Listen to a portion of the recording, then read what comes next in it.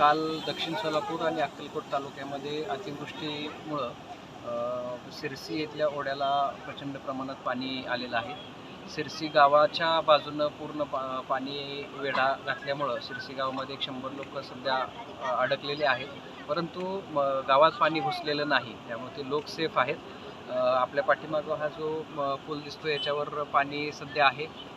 पाणी कमी झाल्यानंतर त्या लोकांना आम्ही सध्या तात्पुरत्या स्वरूपात जवळच्या गावामध्ये शिफ्ट करत आहे, कारण येलो अलर्ट दिलेला आहे.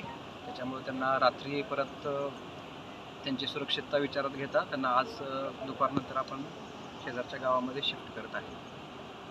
बाकी तालुक्यातल्या इतर गावांमध्ये देखील पुराचं पाणी घरामध्ये घुसून नुकसान झालेलं आहे, शेती पिकांचं नुकसान झालेलं आहे. अतिवृष्टी असल्यामुळे त्या ठिकाणचे पंचनामे देखील चालू केलेले आहेत. तलाठी, मंडळाधिकारी, पंचायत समिती आणि प्रशासकीय संपूर्ण यंत्रणा सध्या फील्डवरच त्याच्यामुळं प्रत्येकजण आपल्या यंत्रणेचं काम करत आहे.